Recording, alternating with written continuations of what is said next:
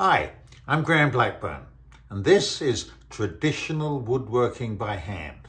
And in this episode, we're going to be talking about boxing. Not the kind where you try to knock someone out, but the part that you do to help restore really useful old tools.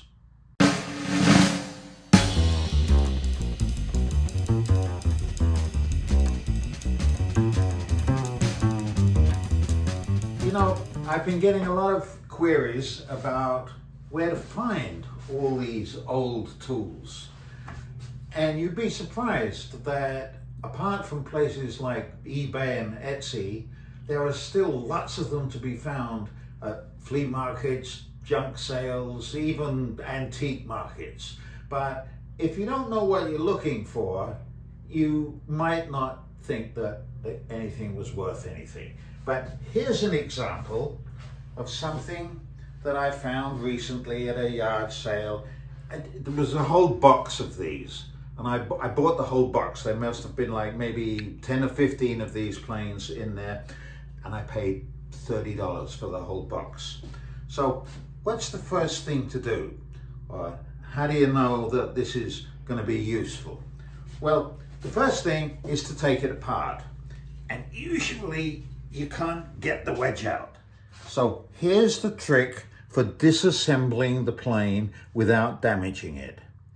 Take it over to the vise and put just the wedge into the vise. Tighten the vise so it's firm, and then using a mallet, remembering that in good woodworking it's wood to wood and metal to metal, so you don't want to use a hammer. Tap this, and that will bring off the wedge. Now you can take the wedge out, and you can also take out the extremely rusty old iron. There it comes. And then the simplest way is to take some 100 grit wire wool, little paste wax, or even linseed oil, and just gently clean it. Now, I'm not looking to make this tool look like it was when it was brand new. I kind of enjoy the patina that it's, you know, accumulated over the last 100 years. So I would do this all the way over the plane, let that dry a little bit, and then polish it up. And you can see by looking at the plane that we're going to be talking about today, this looked exactly like this. But look how nicely it looks now, right?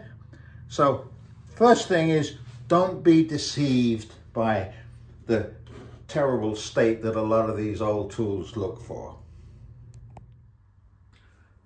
So what is boxing in traditional woodworking? Well, it's the use of boxwood, which is a particularly hard wearing wood, for all kinds of tools that are subjected to a lot of hard wear, and especially to particular parts of various tools. Here is a selection of traditional tools that have employed boxwood. This is a very nice plough plane, and the screws and the nuts on both sides, this is made out of boxwood because they get the most wear. Another traditional tool is a brace. Braces also were often made out of boxwood.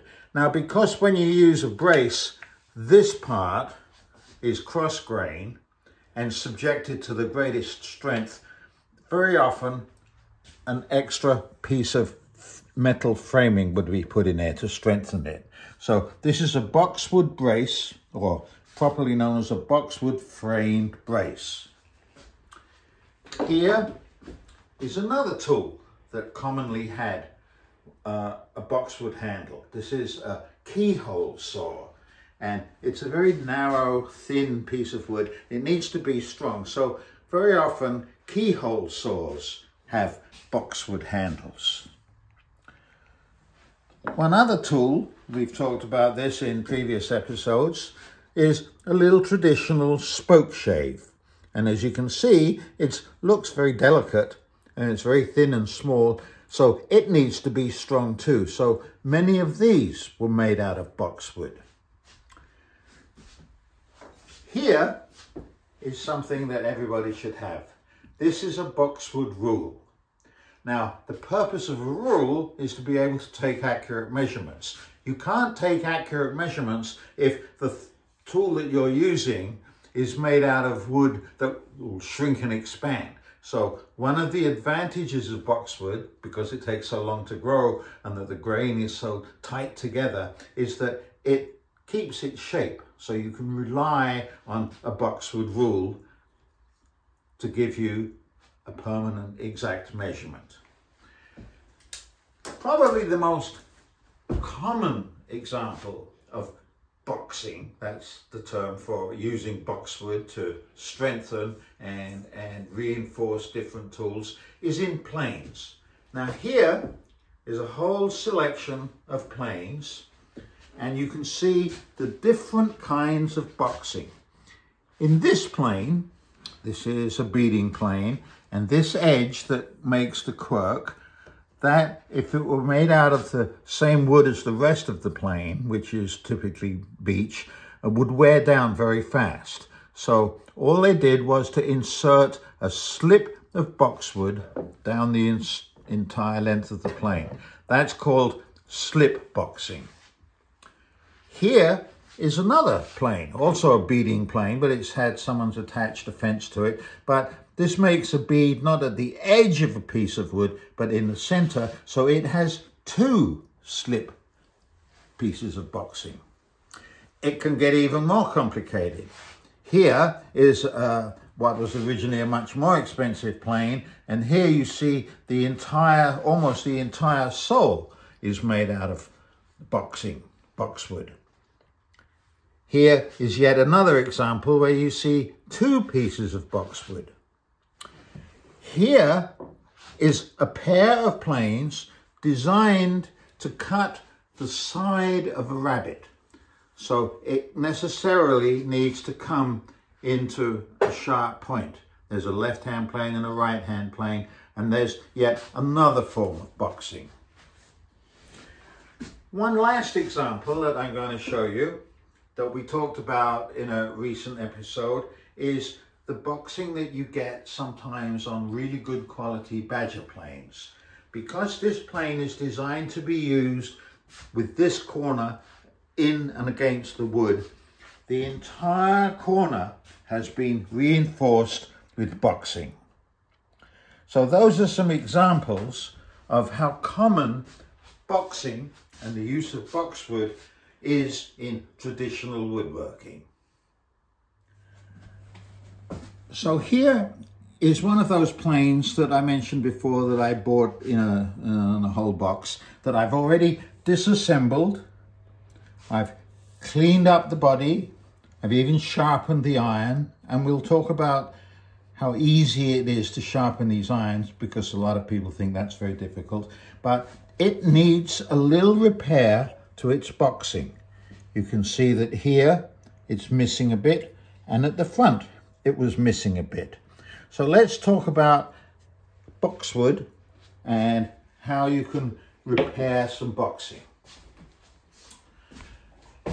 Years ago, there used to be plenty of boxwood available.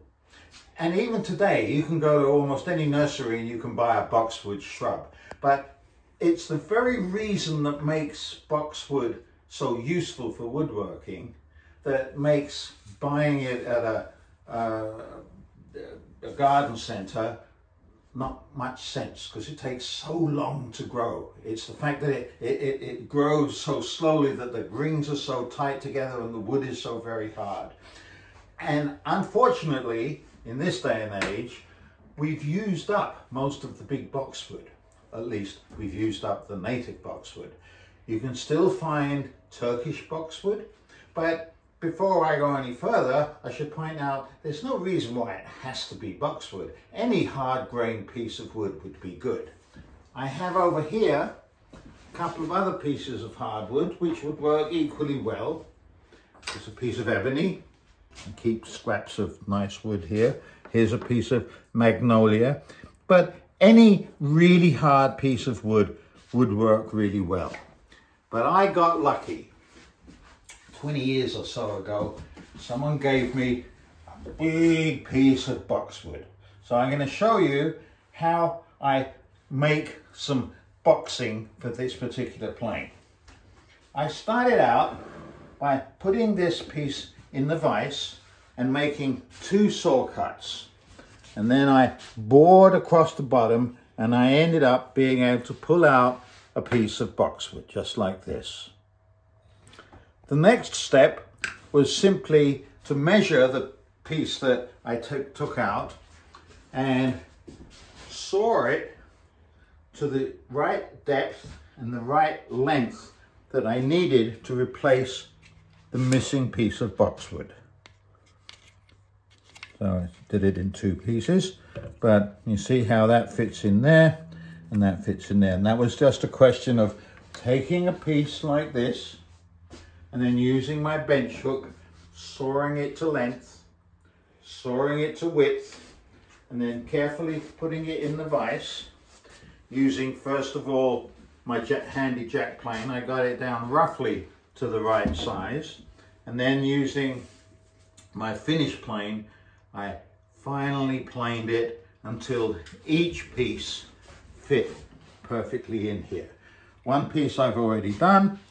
The next piece still needs a little work, but when they fit perfectly, I will, with another small file or another small plane, I'll make sure that this piece matches this shape, and I'll glue them in, polish it off at the end, and I will now have a 100-year-old plane that is as good as new.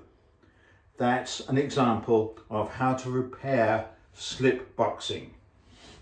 I don't want to get into some of those other examples I showed you that are more complicated, but simply by knowing how to take a plane apart, clean it up, and replace the boxing with a piece of boxwood, if you're lucky enough to find some of this, or any other kind of hardwood, you can take a plane that's maybe 100 years old, looks like a piece of junk, and you can restore it, and it will work for another 100 years.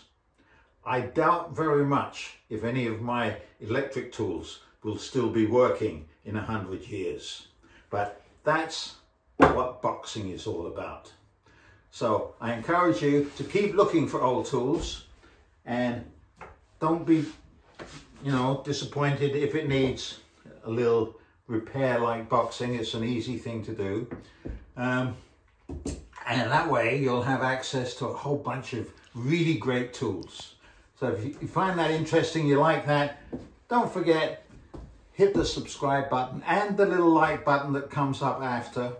Send me comments, likes, whatever, and stay tuned, because pretty soon we're going to be getting into making another box, this time with dovetails.